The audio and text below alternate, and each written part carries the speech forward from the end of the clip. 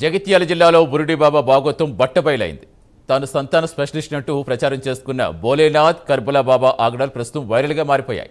సంతాన ప్రాప్తి కోసం వచ్చిన భక్తులతో అసభ్యంగా ప్రవర్తిస్తూ వీడియోలు తీస్తూ అడ్డంగా బుక్ అయ్యాడు. ఆధ్యాత్మిక ముసుగులో అమాయకుల నుంచి లక్షలు వసూలు చేస్తాడు. పూజలు వ్రతాల పేరుతో భారీగా సంపాదించాడు. సంతానం, కుటుంబ సమస్యలు, ఉద్యోగాలు, ఆర్థిక ఇబ్బందులకు పరిష్కారం చూపిస్తానంటూ నమ్మించి డబ్బులు తీసుకున్నట్టుగా బాధితులు ఆరోపిస్తున్నారు. సోషల్ మీడియాలో వైరల్ అవుతున్న ఫోటోలు, వీడియోల ఆధారంగా పోలీసులు కేసు నమోదు చేసి దర్యాప్తు చేపట్టారు.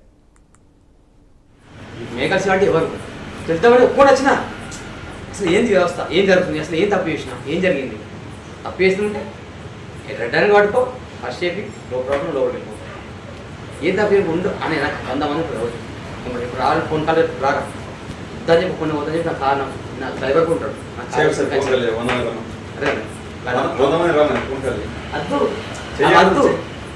అంటే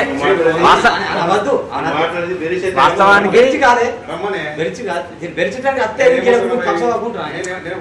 అదే అన్న, నేను ఏం చేసినా, నేను ఏదో చేసినా, నేను ఏం తప్పు చేసినా అన్న, నేను తప్పు చేసింది ఏమన్నా, నీకు తప్పు చేసింది ఏముందా, నా తప్పు నాకు ఏం నచ్చలేదు, నాకు గిట్టని రాసిన అన్న, ఇప్పుడు 4 సార్లు 100 మంది ఫోన్ చేస్తా. జగిత్యాల జిల్లాలో మరో బురుడిబాబా భాగవతం బట్టబయలైంది. పూర్తి సమాచారం ఇచ్చేందుకు మా కరెస్పాండెంట్ రాజు జరుగుతున్న. రాజు, ఎన్నాళ్ళుగా సాగుతోంది బురుడిబాబా భాగవతం? ఎంత అవగాహన కార్యక్రమాలు చేపట్టినా ప్రజలు అంత ఈజీగా అలా మోసపోతున్నారు. ప్రస్తుతం ఏం చెప్తున్నారు? జగిత్యాల జిల్లాలో తనని తాను ఆ భోలేనాథ్ కర్బాలా యోగి బాబాగా ప్రచారం చేసుకుంటూ సంతానం కలిగిస్తానని, కుటుంబ సభ్యులు పరిష్కరిస్తానని, ఉద్యోగాలు, వ్యాపారాల్లో విజయం సాధింపజేస్తానంటూ కూడా భక్తులను నమ్మిస్తున్న ఒక స్వయం ప్రకటిత బాబా ప్రస్తుతం అయితే సంచలన ఆరోపణలు అయితే వెల్లువెత్తుతున్నాయి. 10 ఏళ్లకు పైగా సంతాన స్పెషలిస్ట్ గా ప్రచారం పొందిన ఈ బాబా హిందూ, ముస్లిం భక్తుల విశ్వాసాలను అయితే ఆసరాగా చేసుకుని భారీగా డబ్బులు అయితే వసూలు చేశాడనే విమర్శలు అయితే వినిపిస్తున్నాయి. శుక్రవారాల్లో దర్గా వద్ద, ఇటు సోమవారాల్లో దుర్గమ్మ ఆలయం వద్ద ప్రత్యేక పూజలు నిర్వహిస్తూ సంతానం కోసం వచ్చే దంపతులను అయితే ఆకర్షించేవాడని అంటూ కూడా బాధితులు అయితే చెప్తున్నారు. సంతానం, కుటుంబ సమస్యలు, అప్పుల బాధలు, ఉద్యోగాలు, వ్యాపారాల పేరుతో వచ్చే భక్తుల నుంచి పూజ సామాగ్రి పేరుతో లక్షల రూపాయలు కూడా వసూలు చేశాడనే ఆరోపణలు అయితే ఉన్నాయి.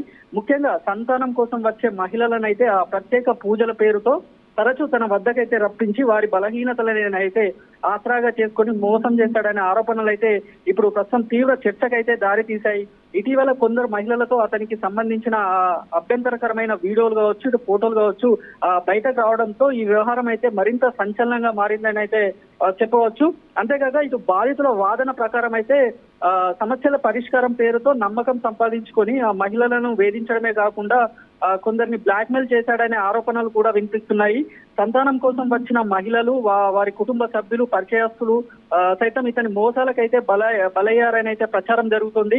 మరోవైపు ఒకప్పుడు సాధారణ స్థితిలో ఉన్న ఈ బాబా ప్రస్తుతం ఖరీదైన కార్లు, విలాసవంతమైన జీవితం గడుపుతున్నాడనే విమర్శలు కూడా ఉన్నాయి. రోజుకు లక్షల్లో ఆదాయం సంపాదిస్తున్నాడని ఇటు స్థానికంగా కూడా పెద్ద చర్చ అయితే జరుగుతుంది. ఇక ఈ వ్యవహారంపై బాధితులు అయితే పోలీసులను ఆశ్రయించే యోచనలో ఉన్నట్లయితే తెలుస్తుంది. అయితే తమ వద్ద ఉన్న ఫోటోలు, ఆ వీడియోలు, ఆర్థిక లావాదేవీలకు సంబంధించిన ఆధారాలను కూడా సమర్పించేందుకైతే బాధితులు అయితే సిద్ధమవుతున్నట్లయితే తెలుస్తోంది. అయితే ఇప్పటి వరకు అధికారికంగా ఎలాంటి కేసు నమోదైందా లేదా అనే విషయంపై అయితే ఇంకా స్పష్టత రావాల్సి అయితే ఉంది. ఆరోపణలు అయితే తీవ్రంగా ఉన్న నేపథ్యంలో పోలీసులు ఫిర్యాదులు స్వీకరిస్తేనైతే పూర్తి స్థాయి విచారణ జరిగే అవకాశం ఉంది. ప్రస్తుతం ఈ వ్యవహారం అయితే ఇటు జగిత్యాల జిల్లాతో పాటు సరిహద్దు జిల్లాలైన నిజామాబాద్, ఆదిలాబాద్ జిల్లా పరిసర ప్రాంతాల్లో కూడా ఒక తీవ్ర చర్చనీయాంశంగానైతే మారింది. సతీష్, రైట్, థ్యాంక్ యూ రాజు. మాకు గత 6 సంవత్సరాలు అయిపోతుంది పెళ్ళై. ఇదే సంతానం కొరకు తిరిగి ఇక్కడ మెట్పల్లి ఆసుపత్రులకు రావడం జరిగింది.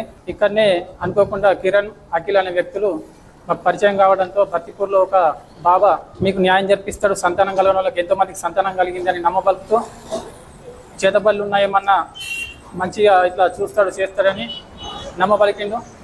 ఆ నమ్మబలకడంతో మేము వెళ్ళడం జరిగింది, బత్తిపూర్ గ్రామానికి వెళ్ళడం జరిగింది. అప్పటికి మా దగ్గర నుంచి డబ్బులు 1,00,000 రూపాయలు డిమాండ్ చేసి మేము ఇంతగానం కావు అని ప్రాధేయపడడంతో 40,000 రూపాయలు 2 సార్లుగా 80,000 రూపాయలు తీసుకోవడం జరిగింది. మా పనులు మాత్రం ఏం కాలేవు. మాకు ఇప్పటికీ కూడా సంతానం కలగలేదు. సంతానం కలగడం లేదని సంవత్సరం తర్వాత మేము కిరణ్, అఖిల్ అనే వ్యక్తిని ఫోన్ కాంటాక్ట్ ద్వారా అడగడం జరిగింది. అయితే వాళ్ళు ఎట్టకేలకు డబ్బులు ఇస్తామని అని మాకు 4 రోజులు 5 రోజులు అనుకుంటా మోసం చేయడం. అంటే ఈ యొక్క 80,000 రూపాయలు నేను మోసపోయినా కాబట్టి మెట్పల్లి పోలీస్ స్టేషన్లో నాకు న్యాయం జరుగుతున్న ఉద్దేశంతో సిఐ గారికి కంప్లైంట్ ఇవ్వడానికి రావడం జరిగింది.